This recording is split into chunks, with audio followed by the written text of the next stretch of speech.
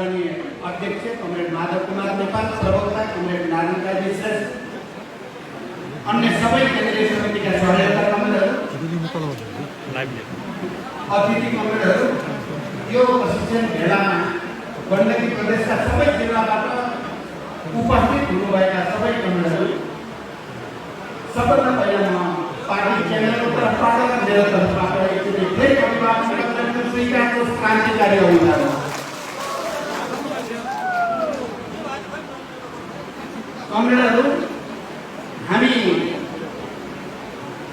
इतिहासको अत्यन्त संवेदनशील घडीमा छौँ। यति बेला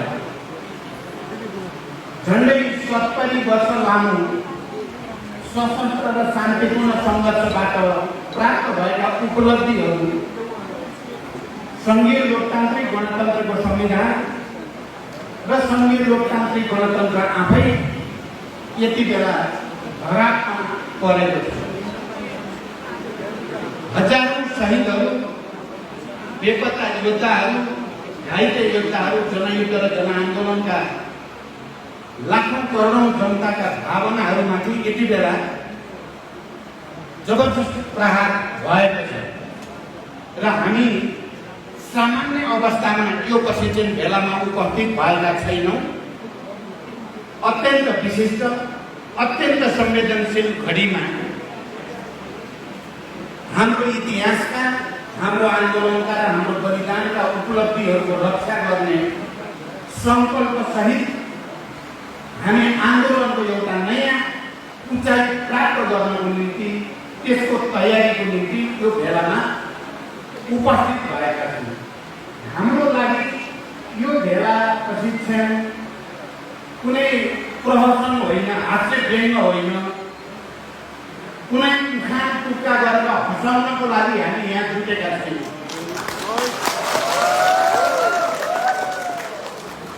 हामी प्रहसनको लागि नभएर देश र जनताको निम्ति अत्यन्त गम्भीर र जिम्मेवार पूर्ण ढङ्गले भएको के हो र गर्न पर्ने के हो भन्ने बारे विचार विमर्श गर्न यहाँ जुटेका छौँ।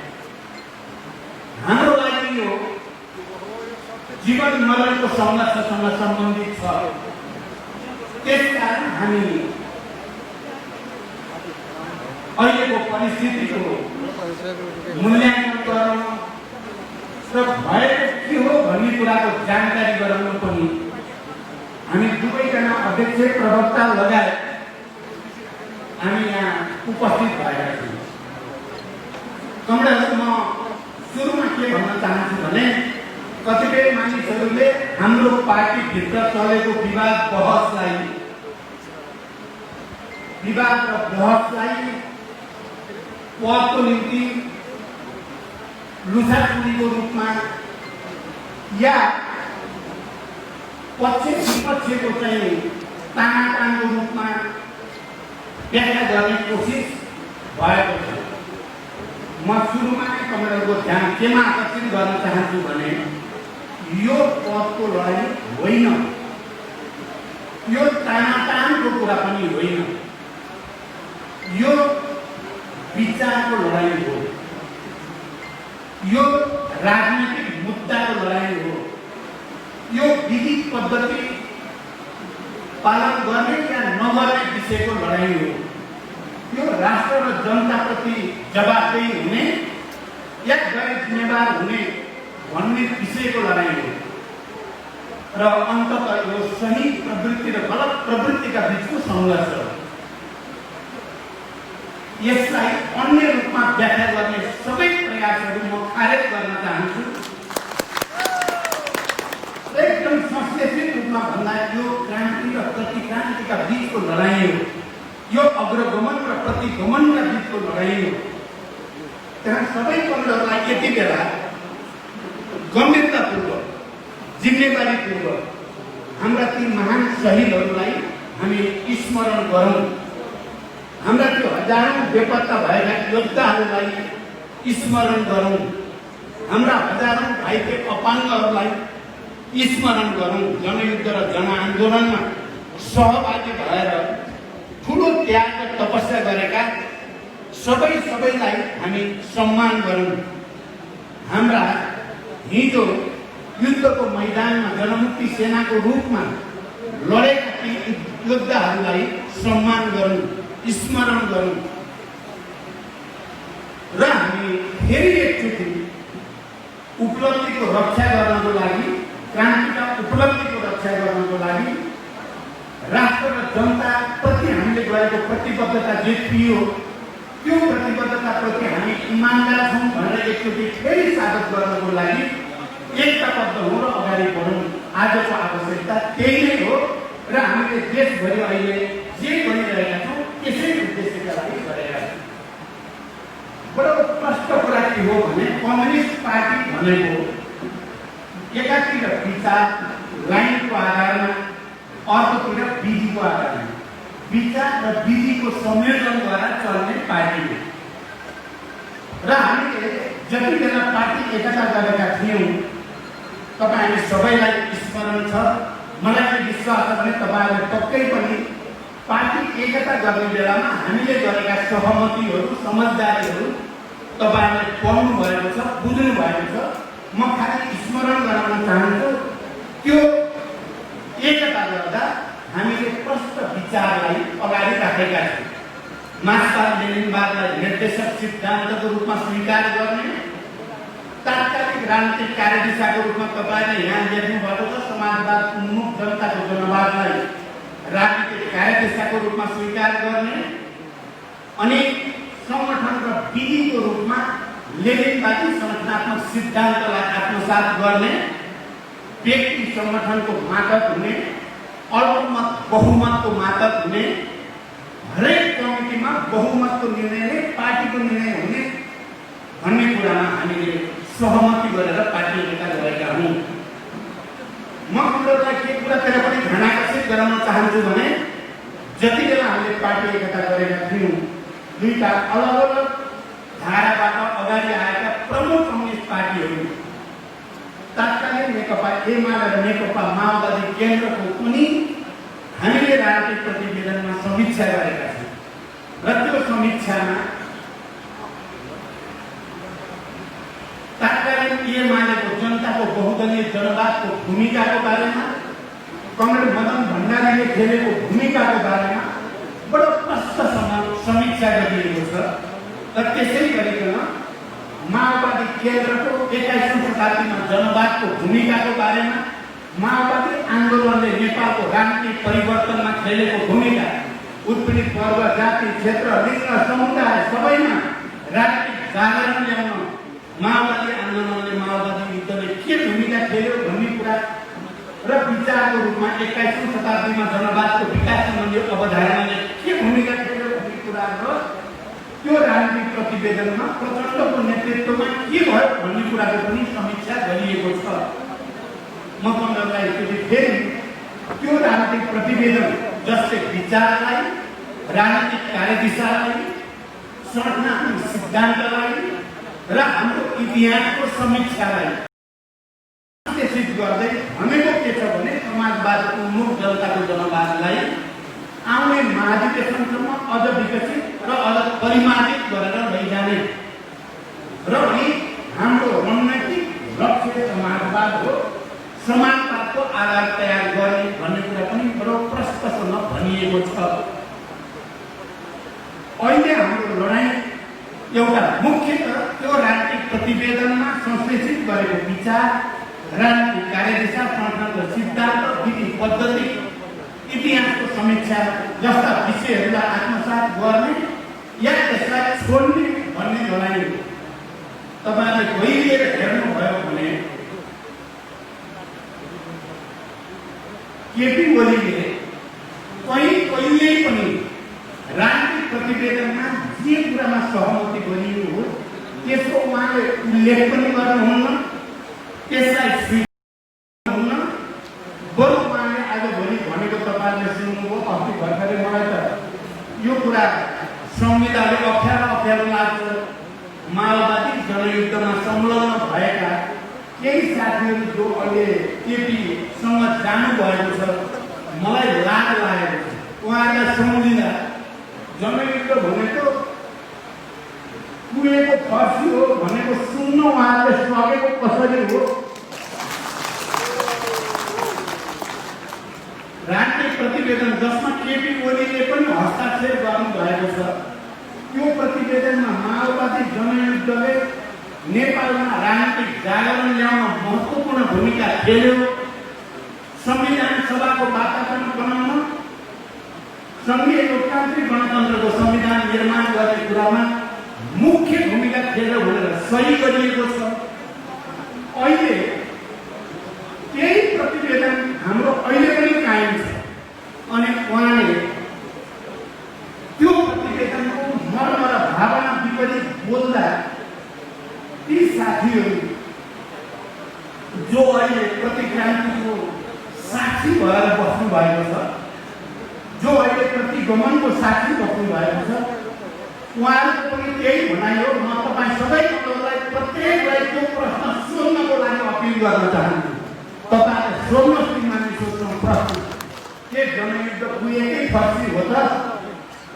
के माओवादी आन्दोलनले यो राजनीतिक परिवर्तनमा भूमिका खेलेको भनेर केपी ओलीले गरेको हस्ताक्षर कृत्य हो?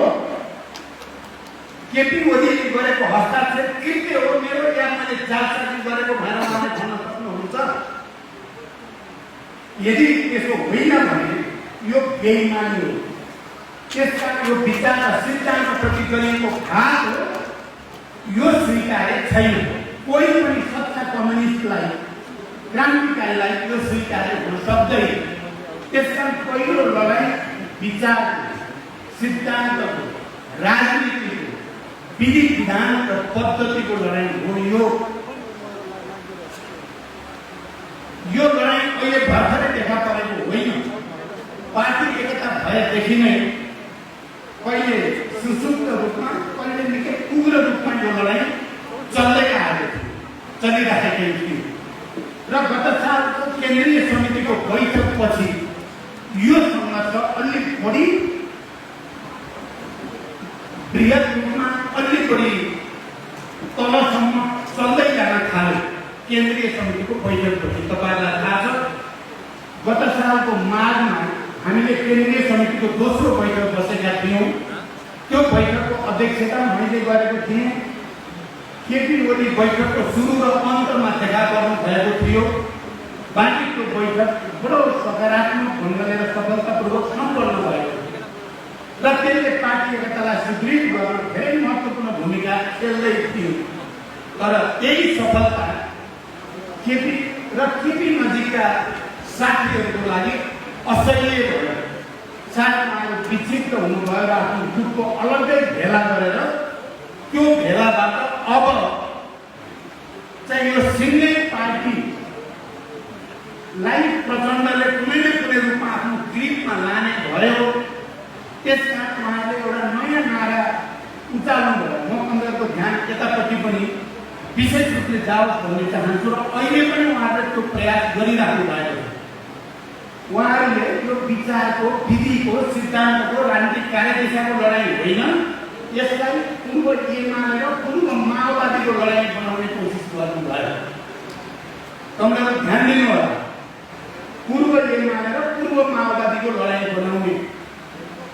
र कमरेड माधव नेपाल, अध्यक्ष कमरेड माधव नेपाल, उहाँलाई भनियो रात दिन त्यो बैठकपछि तपाईँ हाम्रो अभिभावक, तपाईँ नै अब आउने महाधिवेशनको अध्यक्ष हो, तपाईँ नै अब आउने चुनावपछि प्रधानमन्त्री तपाईँ नै हो भनेर उहाँले अभियान सुरु गर्नुभयो। र यो लडाइँ सही र गलतका बिचको लडाइँ हो भन्ने कुरालाई डिरेल गर्ने र यसलाई पूर्व समूहको लडाइँ बनाउने निकै ठुलो कसरत उहाँले गर्नुभयो। म कमरेड माधव कुमार नेपाललाई हार्दिकतापूर्वक सम्मान पनि भन्न चाहन्छु, धन्यवाद पनि भन्न चाहन्छु। कुनै मिडिया बोलीको पछाडि उहाँ लाग्नु भएन। सही र गलतका बिचको लडाइँमा उहाँले सत्यका पक्षमा दृढतापूर्वक उभिनु भयो र उहाँले पछाडि फर्केर इतिहासको चर्कालाई पछाडि फर्काउने प्रतिगमन कमरेडको एक ठाउँ मात्रै छैन। खालि शरण भङ्ग भयो र प्रतिगमन गरियो भन्ने मात्रै हो। प्रतिगमन उहाँले यो पार्टी एकतालाई पछाडि फर्काएर तपाईँहरूले सुन्नुभयो, पछाडि फर्काएर समाजवाद उन्मुख जनताको जनवादको ठाउँमा उहाँले भन्न खोज्ने आफ्नो गुटबाट जनताको बहुदलीय जनवादको अभियान चलाउन खोज्ने। तपाईँहरूलाई थाहा छ, माधव नेपाल होइन, मलाई म त प्रत्यक्ष हेरेको छु, प्रत्येक घटनाक्रम कदम कदमलाई मैले हेरेको छु। जब परित्याग गर्ने माधव नेपाल होइन, केपी ओली नै हो। मदन भण्डारीको लाइन छोड्ने केपी ओली हो।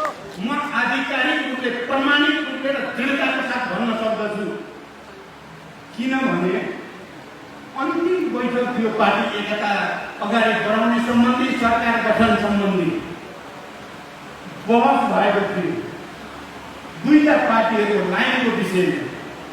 माओवाद 21औं शताब्दीको जनवाद र जनताको बहुदलीय जनवादको बारेमा छलफल भएको थियो। कमरेड माधव नेपाल यहाँ हुनुहुन्छ। अहिले नै जबरजस्त छोड्दा राम्रो हुँदैन, कुनै तरिकाले कार्यक्रमको रूपमा मात्रै भए पनि राख्नु पर्छ कि भन्दै हुनुहुन्थ्यो। माधवजी यही हुनुहुन्छ, अहिले भनौँ होला तपाईँहरूलाई। हामीले भन्यो त्यो हुन सक्दैन। अहिले हामी पार्टी एकता गर्ने हो भने हामी पूर्व एमालेको सिद्धान्त र नीतिलाई निषेध गर्ने पक्षमा हामी छैन र पूर्व माओवादीको नीति सिद्धान्त र लाइनलाई पनि निषेध गरेर त एकता हुन सक्दैन। दुईटैलाई सम्मान हुनु पर्यो। कमरेड मदन भण्डारीको योगदानको पनि मूल्याङ्कन हुनु पर्यो, माओवादी आन्दोलनको योगदानको पनि सकारात्मक मूल्याङ्कन हुनु पर्यो र अहिले चाहिँ हामी अगाडि जानको लागि साझा एउटा सङ्क्रमणकालीन कार्यदिशा हामीले बनाउनै पर्छ भन्ने भयो। छलफल भयो। अन्तिममा केपी ओली र म बसेर छलफल गर्दा उहाँले मदन भण्डारी र जबज भन्ने कुरालाई छोडेर समाजवाद उन्मुख जनताको जनवादमा पहिला हस्ताक्षर गरेको केपी ओलीले नै हो। तपाईँले हिसाब राख्नु होला। अनि हामी दुवै पार्टीको एकताको आवश्यकता थियो। त्यसकारण अरू सबै साथीहरूले पनि समाजवाद उन्मुख जनताको जनवादलाई समर्थन गरेपछि त्यो अनुमोदित भएर पार्टी एकता भयो। तर आज घटनाक्रमले के देखायो? यहाँसम्म फर्केर हेर्दा के देखियो भने उहाँले जनताको जनवाद के अरे जनताको बहुदलीय जनवाद छोडेको, समाजवाद उन्मुख जनताको जनवादमा हस्ताक्षर गरेको, मदन भण्डारीको योगदानको बारेमा र माओवादी आन्दोलनको योगदानको बारेमा उच्च मूल्याङ्कन गरेको अन्तर्मनले होइन रहेछ, इमान्दारीका साथ गरिएको होइन रहेछ। त्यो केवल प्रधानमन्त्री प्राप्त गर्नको लागि मात्रै राजनीतिक सौदाबाजी गरिएको रहेछ। वैचारिक राजनीतिक अनैतिकता र बेइमानीको योभन्दा अर्को उदाहरण मैले नेपालको कम्युनिस्ट आन्दोलनको इतिहासमा देखेको छैन। यति ठुलो बेइमानी प्रधानमन्त्री प्राप्त गर्नको लागि मात्रै राजनीतिक सौदाबाजी।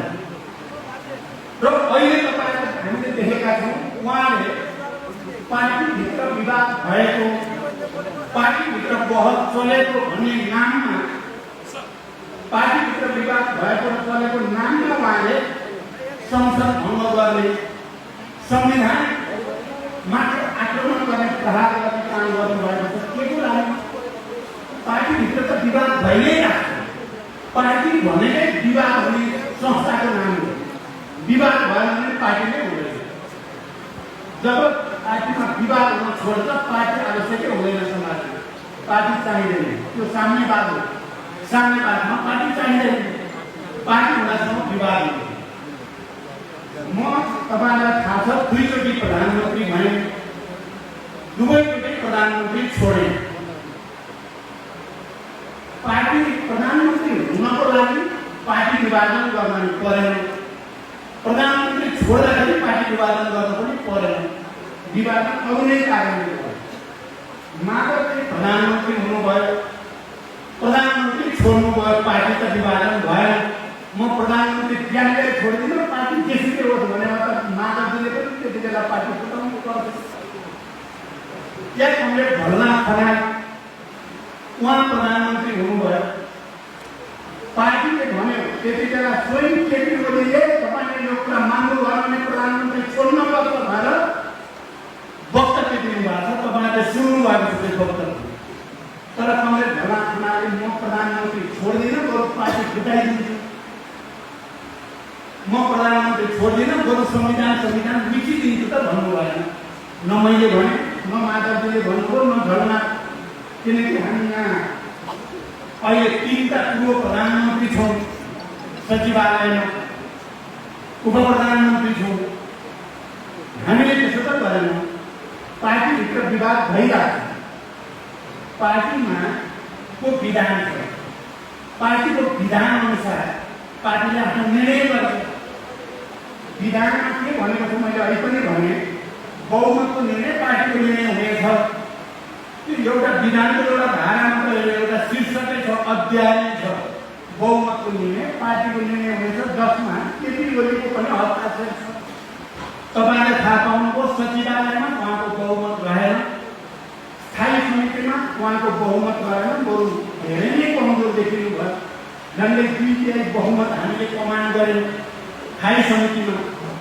केन्द्रीय समिति तपाईँले देख्नुभयो 2/3 भन्दा बढी सदस्यको हामीले कमान्ड गरेका छौँ। यो त जान्नको लागि ठुलो विद्वान हुनुपर्ने केही पनि कुरा छैन। पार्टी विधान अनुसार हामी केमा थियौँ भने, यदि केपी ओलीले आफ्नो गल्ती कमजोरी सच्याउन तयार हुनुहुन्न भने तपाईँले हेर्नुभयो 19 पृष्ठ लामो प्रस्ताव, त्यसको अन्तिममा भनिएको छ उहाँले राष्ट्र र जनताको अहितमा धेरै काम गर्नुभयो। सुशासनका विरुद्ध भ्रष्टाचारको कुरो हामीले मात्रै भनेको कुरा होइन। त्यो त ट्रान्सपेरेन्सी इन्टरनेसनलले नामै टिकेर नेपालको प्रधानमन्त्रीले भ्रष्टाचारीलाई संरक्षण गर्यो भनेर अन्तर्राष्ट्रिय संस्थाले भन्न थाले। यो कुरा सच्याउनु पर्यो, सुशासनतिर जानु पर्यो। हामीले चुनावी घोषणापत्रको बेलामा जे भनिएको थियो त्यो कुरा कार्यान्वयन हुन पर्यो र तपाईँले त्याग गर्न पर्यो भनेका थियौँ। तपाईँले हेर्नुभएको होला त्यो निष्कर्ष। तपाईँले त्याग गरेर मात्रै पार्टी एकतालाई रक्षा पनि गर्न सकिन्छ, सरकारले पनि आउने 2 वर्ष राम्रोसँग लाग्न दिन्छ भन्ने स्पिरिटको साथ हामीले प्रस्ताव प्रस्तुत गर्यौँ। पार्टीभित्रको छलफलमा केन्द्रीय समितिको बैठक उहाँ समेतको सहमतिले तोकिएको थियो। स्थायी समितिको बैठक चलिराखेकै थियो। अघि कङ्ग्रेस नागरिकता श्रेष्ठले यो सम्बन्धी धेरै कुरा भनि पनि सक्नु भएको छ। म त्यतापट्टि धेरै जानुपर्ने लागेको पनि छैन। मेरो ध्यान कहाँनिर छ भने, पार्टी केन्द्रीय समितिको बैठकले पक्कै पनि उहाँलाई अध्यक्षबाट र प्रधानमन्त्रीबाट तपाईँले छोड्नुपर्छ अब भन्थ्यो। त्यो तयारी थियो। म तपाईँलाई बडो प्रष्टसँग भन्न चाहन्छु, के भनेर जानेको भाषा केपीले बोल्न सक्नुहुन्छ, हामी बोल्न सक्दैनौँ। हामी जे सक्यो त्यही भन्ने हो। पक्कै पनि उहाँले गल्ती नसच्याउने हो भने केन्द्रीय समितिको बैठकको बहुमतले उहाँलाई दल नेताबाट हटाउने र अध्यक्षबाट हटाउने कुरा गर्न सक्थ्यो। गर्ने तयारी थियो। तपाईँलाई के लाग्यो? केन्द्रीय समितिको बैठकले केपी ओलीलाई ज्यादा गल्ती सच्याउ, भ्रष्टाचार गर,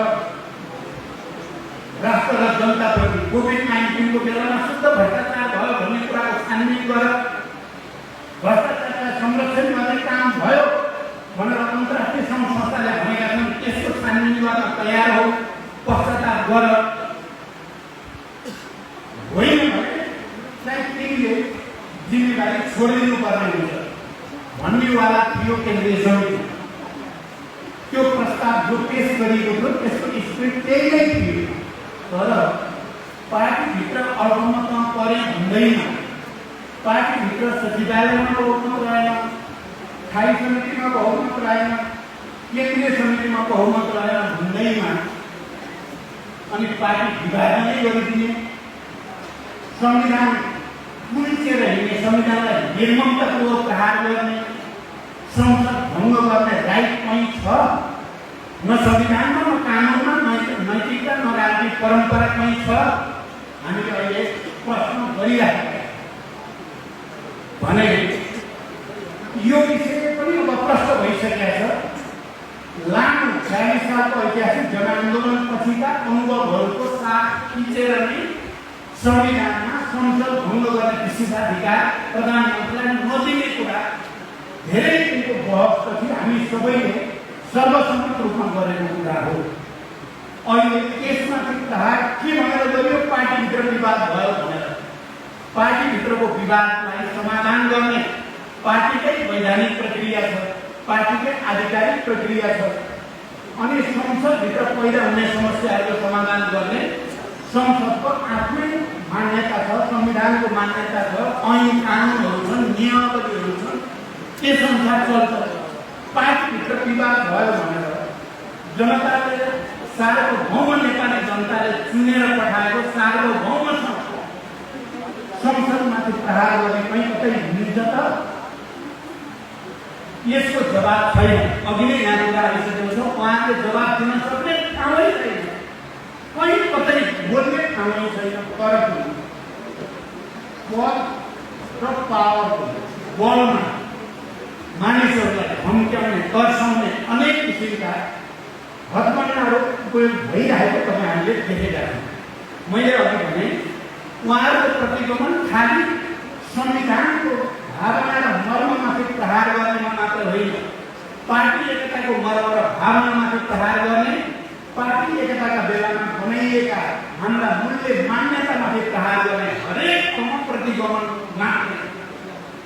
म चुनौती दिएर भन्न चाहन्छु कमरेड केपी ओलीलाई, तपाईँ खण्डन गर्न सक्नुहुन्छ या हास्य व्यक्त गरेर मान्छेलाई प्रहसन गराएर दुनियाँलाई उल्लु बनाउन सक्ने भन्ने ठान्नु भएको छ तपाईँले?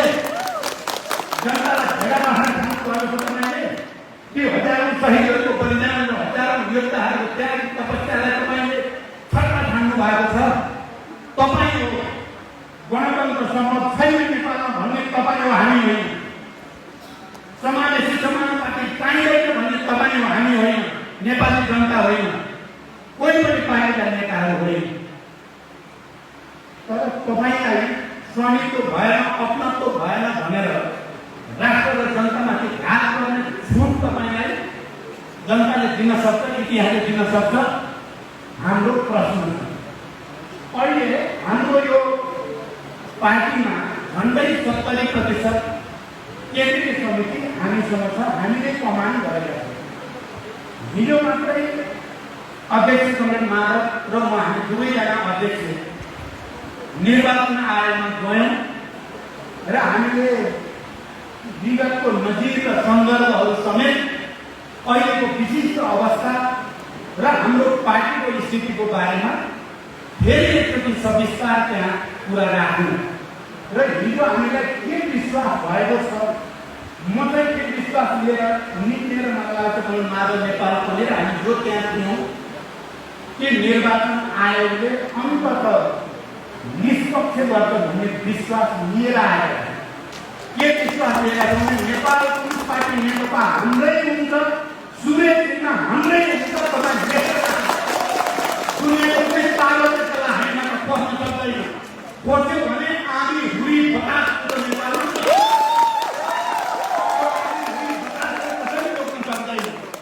तर हिजो हामीले कुरा गर्दा निर्वाचनका प्रमुख आयुक्त र आयुक्तहरू यो विषयमा गम्भीर भएको नै हामीले पायौँ।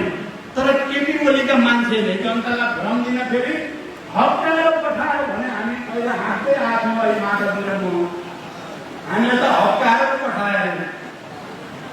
हिजो भएको छलफल कुराकानी र त्यसको भावना र अनुभूति हामीले बुझेका थियौँ। त्यस कारण तपाईँहरू ढुक्क भयो भने केही साथीहरूलाई नाम के हुन्छ, सुरेशिन के हुन्छ भन्ने कुराले अलिअलि चाहिँ के गर्ने भन्नुभएको छ अरे।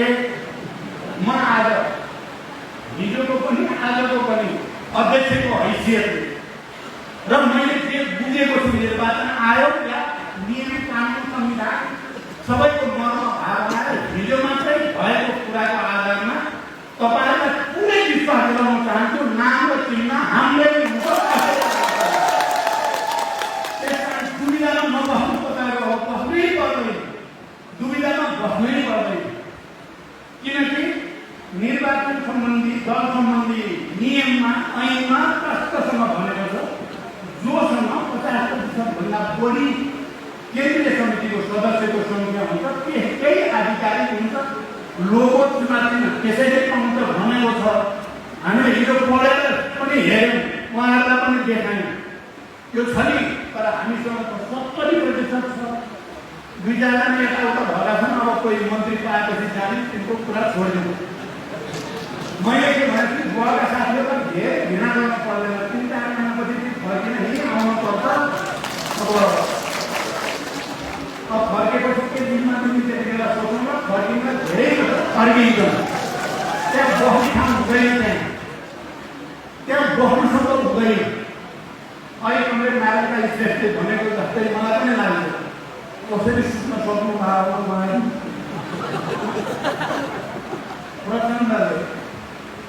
प्रचण्डको उदारताको कारणले प्रचण्ड अलिक भागो अलि लचिलो भएको कारणले सडकमा एक्लै लुहुरु हिँड्ने मान्छेलाई खाइसम्म त्यहाँ पुर्याइदिएँ मैले। त्यो त प्रचण्डको कोटाबाट कारण हो खासैको कारणले सबै कुरा। अहिले मन्त्री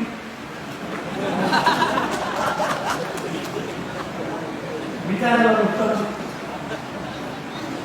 राजनीतिमा अलिकति नैतिकता इमान जमान थोरै त हुनु पर्यो। तर पनि मलाई फेरि रिस लाग्नै हुँदैन। आउँछन् भोलि साथीहरू आएपछि म फेरि ग्रुपको भित्र हालिहाल्छु। म ती साथीहरूलाई अब सुत्नुहोस् राम्रैसँग भन्न चाहन्छु। जति दिन भयो नि मन्त्री हुनुभएको छ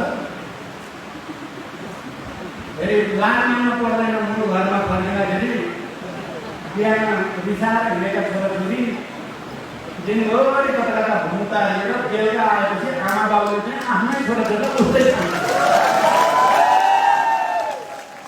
त्यस्तो पार्टी यही पार्टी मात्रै हुन सक्छ है हाम्रो मूल पार्टी मात्रै त्यो फुटवाला पार्टी हुँदैन। योभन्दा लाग्नु मात्रै हिजो हामी निर्वाचन आयोगमा त्यो पनि कुरा गऱ्यौँ। हामी 70-72% केन्द्रीय समिति 77 जिल्लामा जताततै बहुमत सबै जनसङ्गठनमा सबैतिर बहुमत। हामीले भनेका छौँ विधान अनुसार संविधान अनुसार नियम कानुन अनुसार हामीलाई मान्यता हो भनिले घोषणा गर्दै भइहाल्यो। यो नाटक कि 30% मान्छे जुटेर पहिला 576 थप्ने 30% जबकि विधानमा चाहिँ 3/4 मात्रै विधान संशोधन गर्ने र मात्रै थपघट गर्न पाइन्छ। यो भन्दा दिउँसै रात पार्ने कुरा अरू केही हुन सक्छ। यति नानीको अहिले बिजुलीले भन्नुभयो नानीले भयो हेर्न लाग भएको वास्तवमा यी मान्छेहरू कसरी चाहिँ हाँसेर चाहिँ पछि लागेका होला। मलाई चाहिँ कता कता एकदम अप्ठ्यारो लागेको छ। मान्छे के नबुझ्या हो कि हामीले यो निर्वाचनमा आएनौँ भन्यौँ 100 जना बसेर 441-45 जनाको केन्द्रीय समितिमा 100 जना बसेर पहिला 576 आफैले बनाउने अहिले 576लाई 1199 आफैले बनाउने अनि त्यो 1199लाई 1501 आफैले बनाउने अहिले 1501लाई 2501 बनाउँदैछन् भन्ने सुनेको छु। मैले भनेको छु केपीजी यहाँ पनि सक्नुभयो नराम्रोसँग दलदलमा फर्नुभयो। उहाँ अब निक्लिने चान्स छैन सम्भावना किनभने उहाँले विधान निस्क्नुभयो। मैले भनेको छु जति बेला उहाँले पार्टी एकताको बेलाको राजनीतिक प्रतिवेदन र विधानको व्यवस्थालाई बिच्नुभयो उहाँले हार्नुभयो। हामीले त्यही राजनीतिक प्रतिवेदन र विधान अनुसार जानुपर्छ भएर हामी लडिरहेका छौँ। हामीले जितेका छौँ। जति बेला उहाँले संविधानको व्यवस्थालाई कुल्चिनु भयो उहाँले हार्नुभयो। जति बेला हामी सडकमा फेरि सङ्घीय लोकतान्त्रिक गणतन्त्रको रक्षाको लागि संविधानको रक्षाको लागि लोकतन्त्रको रक्षाको लागि आन्दोलनको उपलब्धिको रक्षाको लागि हामी सडकमा छौँ। हामी लडाइँ जितेका छौँ। अब के दिनको मात्रै कुरा बाँकी तपाईँलाई लाग्छ होला मैले भने निर्वाचन आयोगमा त म चाहिँ 100% विश्वस्त छु। मैले तपाईँलाई पनि विश्वास दिलाउन मैले अपिल गरेँ तपाईँहरूलाई ढुक्क हुनुहोस् हाम्रै हुन्छ अर्को हुनै सक्दैन। त्यसै गरी हामीले देखेका छौँ देशभित्र सबै संविधानविदहरू, कानुनविदहरू, बुद्धिजीवीहरू, नागरिक समाज, पत्रकार, सबै क्षेत्र सुस्पष्ट ढङ्गले कुनै दुविधा रहित ढङ्गले प्रधानमन्त्रीले संसद विघटनको सिफारिस गर्नु असंवैधानिक छ, अलोकतान्त्रिक छ, निरङ्कुश छ, स्वेच्छाचारी छ, राष्ट्रघाती छ भन्ने कुरामा सर्वत्र एकमत देखा परेको छ र उहाँहरूले संवैधानिक छ भनेर भन्न नसकेको कुरा पनि तपाईँहरूले सुनिहाल्नु भयो। उहाँहरूले बाध्यता परेको, त्यो बाध्यता पार्टीभित्रको बाध्यता जनतालाई भोग्न पाइन्छ। पार्टीभित्रको उहाँलाई परेको बाध्यता उहाँ अल्पमतमा पर्नुभयो, हाम्रो के लाग्यो? उहाँ अल्पमतमा पर्नुभयो, हाम्रो के लाग्यो? हुन त आज एउटा समाचार हेरेँ मैले, मेरो बारेमा अहिले बढी प्रभाव मतिर केन्द्रित छ क्या, माधवजीतिर भन्दा मतिर केन्द्रित गरेर माधवजी त प्रकरणमा समाहित भयो भनाइ जस्तो प्रचार गरेर पूर्व एमालेका इमानदार कार्यकर्ताहरू र नेताहरूको दिमाग खराब गर्ने एउटा अभियान चलाउनु भएको छ उहाँहरूले। तपाईँहरूले हेर्नुहोस्, हाम्रो माधवजी र हाम्रो यो एकता केपीसँग दुश्मनी बोल्न भएको एकता होइन, व्यक्तिगत रिसिपीले भएको होइन। माधवजी र म हामी दुईटा अध्यक्षकै कुरा गर्नुहुन्छ भने पञ्चायत विरोधी आन्दोलन 39-40 सालपछिबाट 46 सालको आन्दोलनसम्म हामी लगातार सहकार्यमा पञ्चायत विरोधी आन्दोलनमा लगातार छलफलमा भएका नेताहरू मध्ये हुँ। तपाईँलाई सम्झना होस्, हामी कहिले त्यति बेला म मसालको नेता थिएँ, उहाँ मालेको नेता हुनुहुन्थ्यो। पञ्चायत विरोधी आन्दोलनलाई सशक्त बनाउनको लागि हामी लगातार कहिले उहाँको आयोजनामा कहिले मेरो आयोजनामा वर्षौँ मिटिङ हुन्थ्यो, वर्षौँ। एउटा त्यो सम्बन्ध छ हाम्रो, तपाईँहरू सम्झिनु होला। दोस्रो, जनयुद्ध सुरु भएको 2 वर्षपछिबाट लगातार यो आन्दोलनलाई शान्तिमा कसरी रूपान्तरण गर्ने, यो आन्दोलनलाई राजनीतिक परिवर्तनमा कसरी रूपान्तरण गर्न सकिन्छ भनेर सबभन्दा धेरै छलफल गर्ने मध्ये पनि माधवजी र म नै हो। तपाईँलाई स्मरण रहोस्, हामी दुवैजना यहाँ अहिले तपाईँका साथी राखेर म भन्दैछु, माधवजीले मेहनत नगरेको भए हामी विभिन्न ठाउँमा भूमिगत रूपले लगातार कसरी देशको राजनीतिलाई नयाँ मोड दिन सकिन्छ, कसरी सामान्य निरङ्कुश तन्त्रका विरुद्ध गणतन्त्रसम्म देशलाई लान सकिन्छ भन्ने बारेमा त्यति बेला 50औं पटक हाम्रा छलफलहरू भएका छन्, अन्तर्क्रियाहरू भएका छन् र हामी पञ्चायत विरोधी आन्दोलनमा विचार र भावनामा हामी नजिक हुँदै आए। अनि शान्ति प्रक्रिया निर्माण गर्ने, जनयुद्धलाई शान्तिमा रूपान्तरण गर्ने, संविधान सभाको निर्वाचन गर्ने, गणतन्त्रको देशलाई लैजाने भन्ने कुरामा पनि हाम्रो विचार, राजनीति र भावनामा सामिप्यता हुँदै आयो पटक पटक। अनि उहाँले जोखिम उठाएर, माधवजीले जोखिम उठाएर रोल्पामा वामदेव गौतम र युवराज देवानीलाई पठाएर वार्ता गरेर पहिलो लिखित सहमति तत्कालीन माओवादी र नेकपा एमालेको बिचमा लिखित सम्झौता भयो। संविधान सभातिर जाने, गणतन्त्रतिर जाने भन्ने सम्झौता भयो। मलाई पछि थाहा भयो, किनभने त्यति बेला वामदेव र युवराजजी आउनुभयो पार्टीको, उहाँहरू पनि नेता नै हो। हामीले सम्झौता गऱ्यौँ, हस्ताक्षर गऱ्यौँ। फर्केर आउँदा केपी ओलीले चाहिँ आतङ्ककारीसँग सम्झौता गर्ने, कारबाही गर्नुपर्छ भनेर वामदेवलाई कारबाहीको प्रस्ताव केपी ओलीले राख्नु भएको रहेछ र माधवजीले कारबाही गर्न हुँदैन, मैले पठाएको हो भनेर उहाँले काठ अपिदिएपछि मात्रै वामदेवजी कारबाहीबाट बच्नु भएको छ। हाम्रो त्यो सम्बन्ध पनि छ। अनि 12 समझदारी बनाउँदा संविधान सभातिर देशलाई लैजाने, सङ्घीय लोकतान्त्रिक गणतन्त्रसम्म देशलाई ल्याउने कुरामा हाम्रो बिचमा सहकारी भयो त्यसले विचार र भावनाको उचाइमा हामी छौँ। तपाईहरु कोही दुविधा नपर्नु होला, यो कुरो एमाले कुरो माओवादीको होइन। यो नेपाल कम्युनिस्ट पार्टी नेकपाभित्र सही विचार, सही प्रवृत्ति, सही नेताहरूको गलत विचार, गलत प्रवृत्ति र दुर्बलताका विरुद्ध सङ्घर्ष हो यो। यसमा कोही दुविधामा तपाईहरु नपर्नु होला। म यसमा के पनि जोड्न चाहन्छु भने अब पछाडि फर्किनु त केपीले गर्नु भएको छ, म माथि प्रहार अलि पनि केन्द्रित गर्न खोज्नुभएको। म तपाईँलाई आजको मात्रै यो यसो तपाईँले हेर्नुभयो सामान्य टेक्निकल हो कि भन्ने पनि थाल्नुभएको होला। हामीले अहिले दुईटा अध्यक्ष भयो। सुरुमा एकताको बेलामा दुईटा अध्यक्ष, एउटा 1 नम्बर एउटा 2 नम्बर भन्ने सहमति होइन, दुईटै बराबरी भन्ने सहमति हो। 75 फागुन 3 गते गरेको पार्टी एकता र त्यति बेला गरेको सहमतिमा केपी ओली 1 नम्बर, प्रचण्ड 2 नम्बर भन्ने सहमति होइन। दुवैजना अध्यक्ष, दुवैको हैसियत बराबरी हुने र जसले बैठकको अध्यक्षता गर्छ त्यसको नाम 1 नम्बरमा लेख्ने मायामा। मैले अध्यक्षता गरेको बेलामा मेरो नाम 1 नम्बरमा, केपी ओलीले अध्यक्षता गरेको बेलामा केपी ओलीको नाम 1 नम्बरमा भन्ने हो सहमति। तर पछि केपीले भएको सहमतिबाट पछि हट्नुभयो। तर त्यति बेला झगडाबाट पछि हट्नुभएको होइन। सायद झगडाबाट हटेको भए म मान्दैन। उहाँले फकाउने तरिका अपनाउनु हो, म फकाएपछि फकिने खाने पर्छ।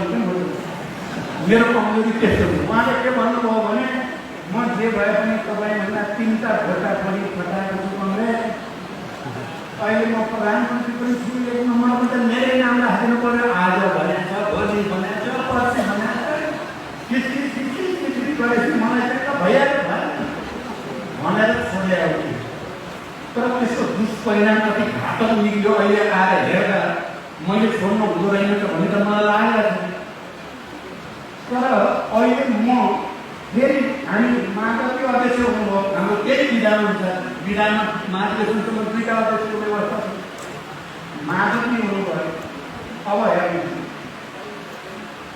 मैले भने माधवजीलाई अब हामी फेरि केन्द्रीय समितिको बैठकमै भने हामी आलोपालोको चाहिँ जो पहिलाको चाहिँ ओरिजिनल सहमति हो नि, पहिलो चाहिँ आधिकारिक सहमति, त्यही सहमति लागू गर्ने हो। के जस्तो जाने गरिन्छ बेइमानी चाहिँ हामीले नगर्ने भनेर मैले माधवजीले अस्ति स्थायी समितिको बैठकको अध्यक्षता माधवजीले गर्नुभयो, म यता बसेँ।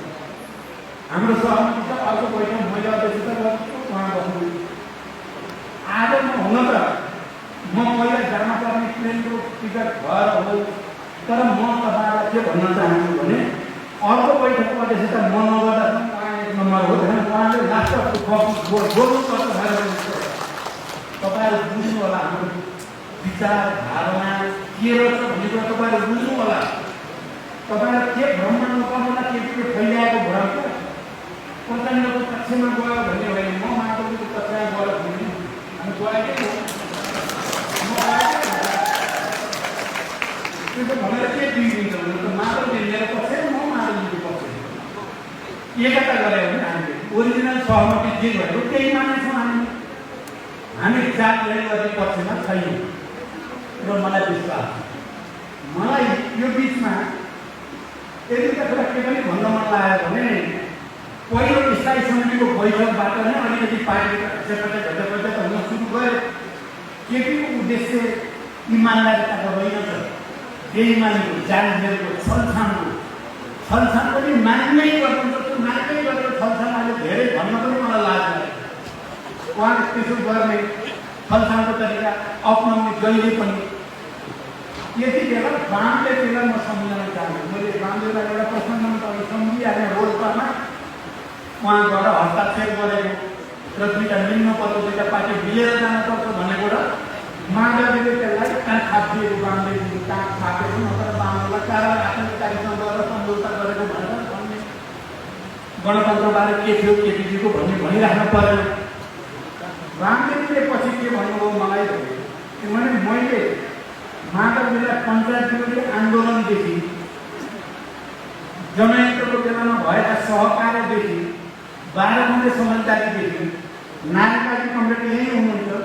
उहाँले झन्डै माधवले र मेरो बिचमा ब्रिजिङ गर्ने काममा उहाँले लगातार फेरि नारायणकाजी गाइराख्नुहुन्छ। त्यति बेला त्यो इतिहास पनि छ। अनि अहिले एकता भइसकेपछि एकता गर्नेमा चाहिँ वामदेवजीको भूमिका महत्त्वपूर्ण थियो है।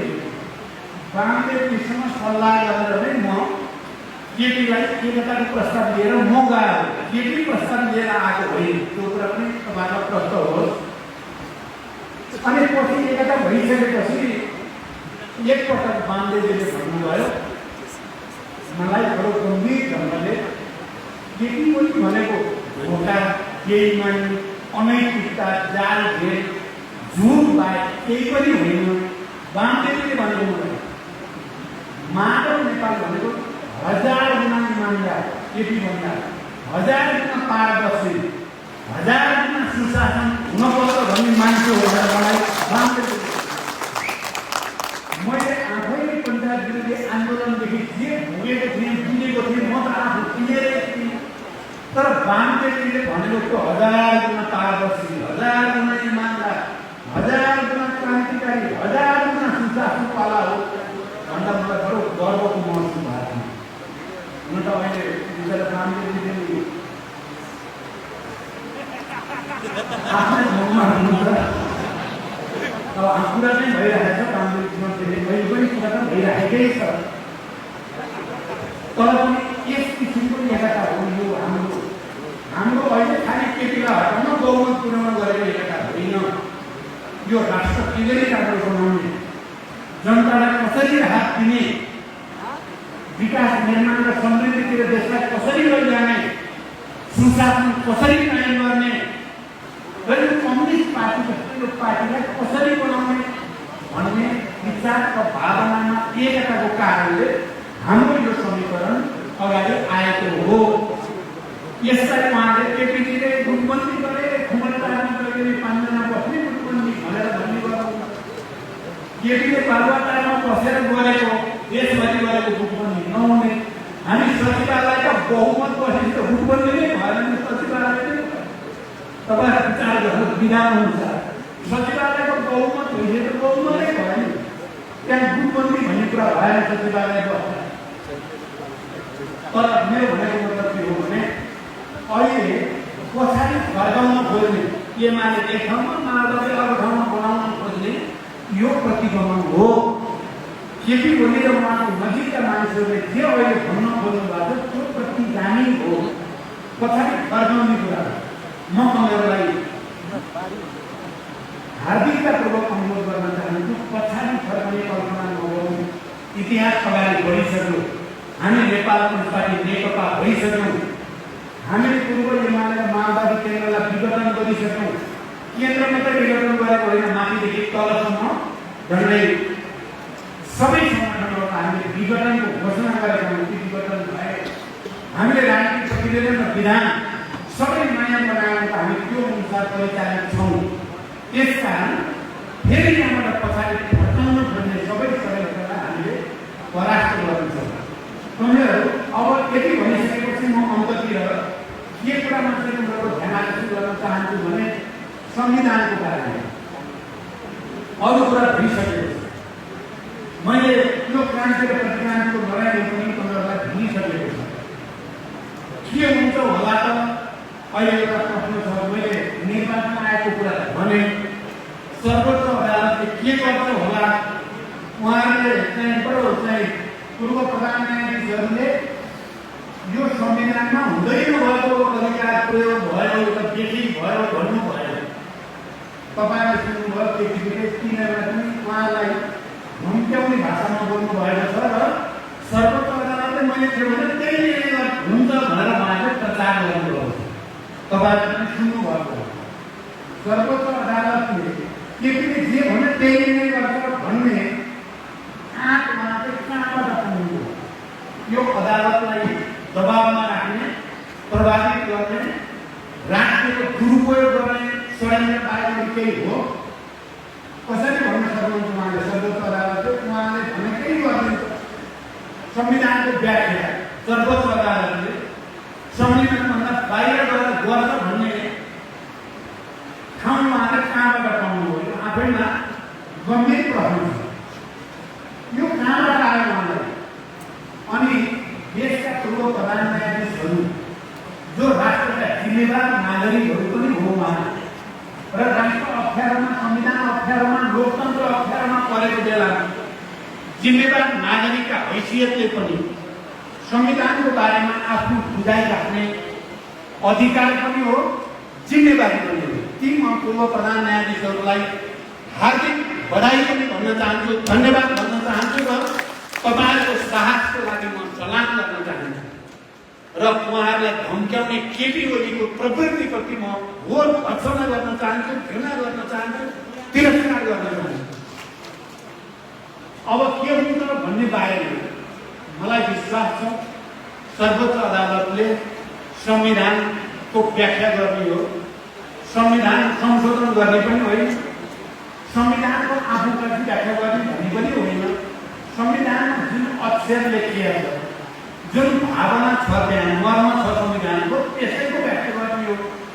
त्यसकारण सर्वोच्च अदालतले अन्ततः संविधानमा हुँदै नभएको कुरा प्रधानमन्त्रीले भनेको कुरा गर्छ भन्ने मलाई प्रत्यक्ष विश्वास छैन। त्यो एउटा कुरा भने मैले बुझेको अर्को कुरा पनि म अन्तलाई भन्छु। मलाई के विश्वास छ भने सर्वोच्च अदालतले संसदको स्थापना गर्छ भन्ने कुरामा पुरै विश्वास।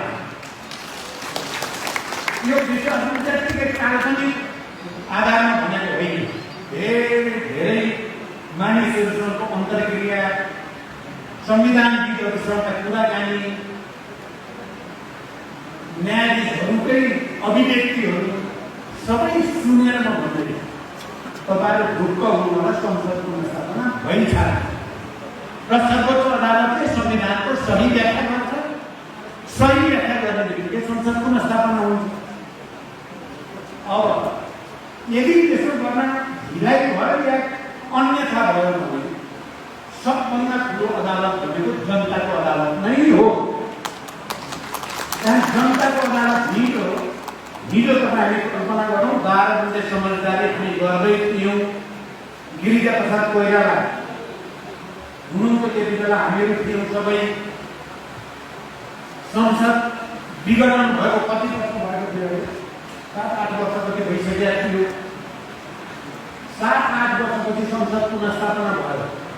हुन त गिरिजा बाबु जस्तो बुढो मान्छे त्यति बेला रत्नपार्कमा 200-400 मान्छे लिएर बसेर पुलिसले लसार पसार पारेर लाठीचार्ज गरेर उहाँको टाउको पनि फुटेको दृश्य पनि तपाईँले देख्नुभएको होला। तर अन्ततः सत्यको त जित भयो नि। अन्ततः संसद पुनर्स्थापना भयो। हामीलाई विश्वास छ कि संसद पुनर्स्थापना अदालतकै फैसलाबाट हुन्छ। तर हामी त्यो अदालतप्रति भरोसा गर्दै जनताको अदालतलाई पनि जागरुक बनाउने ऐतिहासिक आवश्यकता महसुस गर्छौँ। जति बेला म तपाईँलाई भन्न चाहन्छु, जति बेला हामीले 19 पृष्ठ लामो प्रस्ताव लेख्यौँ र केपीको निरङ्कुशतावादी, स्वेच्छाचारी, व्यक्तिवादी, गुटवादी, षड्यन्त्र गर्ने शैली, भ्रष्टाचारी, यो सबै प्रवृत्तिका विरुद्ध ज्याद छेड्यौँ। हामी 5 जनाले नै सामूहिक रूपमा चाहिँ प्रहार गरेकै हो र त्यो प्रहार गर्नुपर्ने ऐतिहासिक आवश्यकता महसुस भएर गरे होला। मलाई यहाँकै कमरेलाले जित दिनुभएको छ। मैले त्यो पनि हेरेको छु।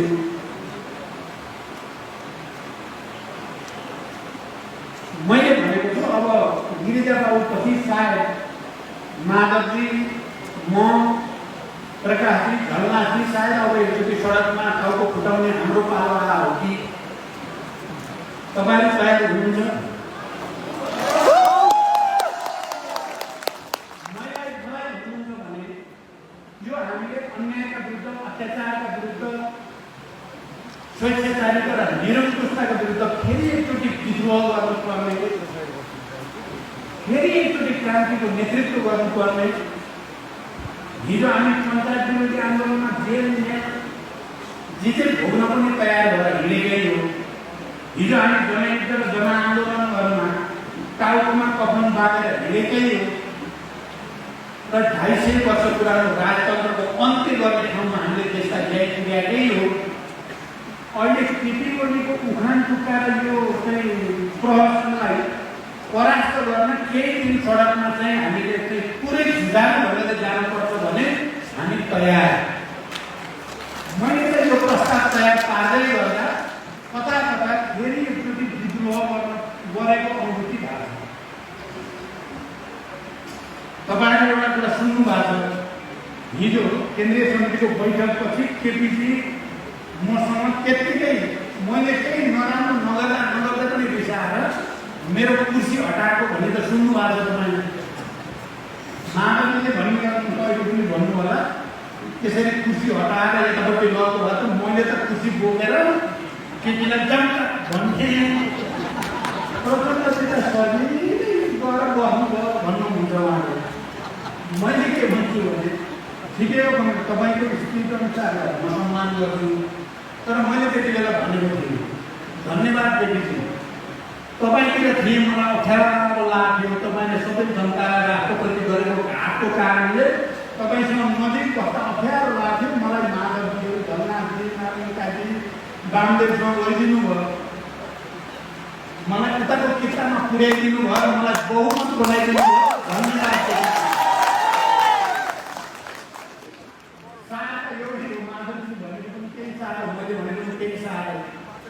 तर अहिले अब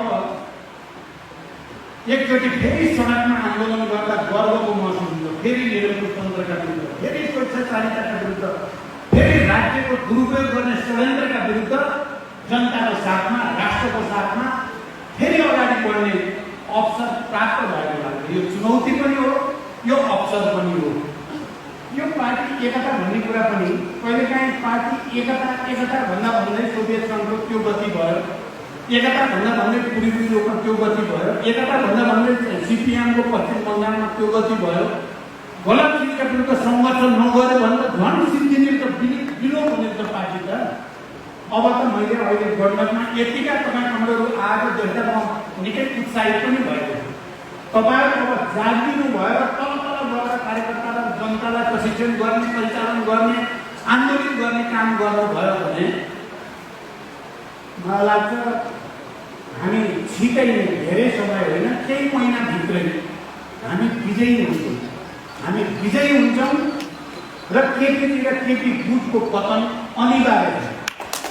मैले भनेको छु केपीजी तपाईँले इतिहासमा कलङ्कको टीका लगाइसक्नुभयो, अब यो पुछिँदैन।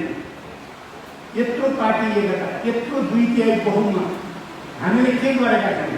अन्तिम समयसम्म पार्टी एकताको निम्ति हामी पहल गर्दै थियौँ। तपाईँले जसरी दुर्घटना गराउनु भयो, तपाईँले इतिहासमा कलङ्कको टीका लगाउनु भयो, त्यो भेटिँदैन। तपाईँको पतन सुरु भयो र हाम्रो विजय अभियान सुरु भयो भनेपछि तपाईँहरू यसलाई सार्थक बनाउनको लागि तपाईँहरू सबै अब केही समय यो आन्दोलनको कार्यक्रम हामी अलिकति त्यसलाई रिभिजिट गर्दैछौँ, के संशोधन पनि होला र सडकमा हामी अलिक जुझाएर किसिमले जान जरुरी छ। 1-2 महिना हामीले अलिक धेरै नै मेहनत गर्नु जरुरी छ। त्यो मेहनत गरिसकेपछि मैले भने तपाईँहरूले जे सोध्नुभयो कोही साथीहरूलाई अलिअलि दुविधा, त्यो दुविधामा रहनु पर्दैन। निर्वाचन आयोग, सर्वोच्च अदालत र जनताको अदालत सबैको फैसला एउटै आउँछ। संसद पुनर्स्थापना, नेपाल पार्टी नेकपा यसलाई मान्यता यही आउँछ। तर त्यसको निम्ति तपाईँहरू जागरुक हुनु जरुरी छ, तपाईँहरू एकजुटता हुनु जरुरी छ। हामी विचारको आधारमा, संगठनको सिद्धान्तको आधारमा, राजनीतिक कार्यदिशाको आधारमा र इतिहासका अनुभवका आधारमा हामी एकजुटता, हामीले केटीलाई विरोध गरेको मात्र होइन, यो हामीलाई साँचो अर्थको कम्युनिस्ट पार्टी बनाउने प्रक्रिया पनि हो। यो हामी आफैभित्र फोहोर मैला अलिअलि जम्मा भएको छ, त्यो आफैभित्रको फोहोर मैला सफा गर्ने कुरा पनि हो यो अभियान। यो पनि बुझ्नु होला, खालि केटीलाई गाली गरेको नसम्झिनु होला। यो हामीभित्रको फोहोर मैला सफा गर्ने सङ्घर्ष पनि हो। यो हामीले आफै नै कमजोरीमा चाहिँ प्रहार गरेका छौँ। त्यसकारण तपाईँहरू पनि यही भावनाको साथ सङ्घर्षमा, सङ्गठन परिचालनमा, तलसम्म जनता परिचालनमा एकजुट भएर लाग्नुहोस्। मैले छ्याम्पै देखेका छु, हामीले जितिसकेका छौँ। अब केही दिनको र केही समयको मात्रै कुरा हो, हामी जित्छौँ। यही अपिल तपाईँहरू